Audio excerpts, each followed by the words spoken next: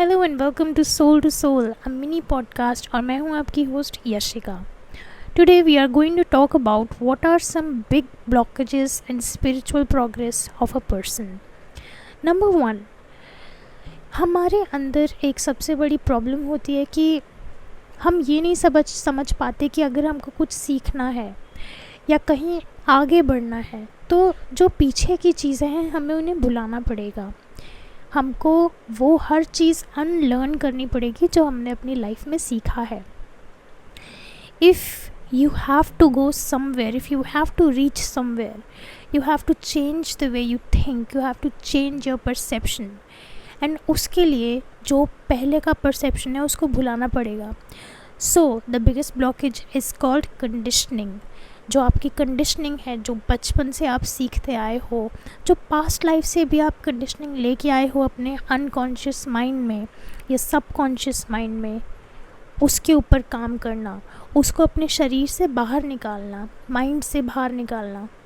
क्योंकि if you want to grow spiritually, आपको ये जो फिज़िकल वेसल है, दिस बॉडी, इसको खाली करना पड़ेगा। The next thing which is the biggest blockage in spiritual progress is not being consistent with it. कभी कभी आपका मेडिटेशन या कभी कभी आपकी साधना अच्छी नहीं होएगी, पर इसका मतलब ये नहीं है कि वो कभी भी अच्छी नहीं होएगी। कभी कभी बहुत अच्छी भी होएगी, पर इसका मतलब ये नहीं है कि सारी साधना, सारा मेडिटेशन ही अच्छा होएगा। But do it without detachment. हम ये समझते हैं कि हम एक दिन ध्यान करेंगे तो हमें सब कुछ समझ आ जाएगा, हमें भगवान की प्राप्ति हो जाएगी। ऐसा तो नहीं होता है। You have to be consistent. It works like a muscle. अगर आपको एक मसल ग्रो करनी है तो आपको कंटिन्यूसली जिम जाना पड़ता है ना। It works just like that.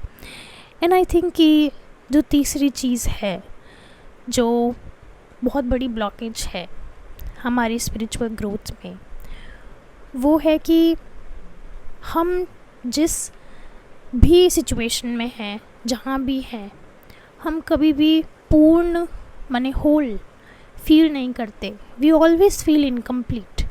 And if you can learn how to feel complete in every situation, in every state, in every emotional state, then you will definitely grow spiritually.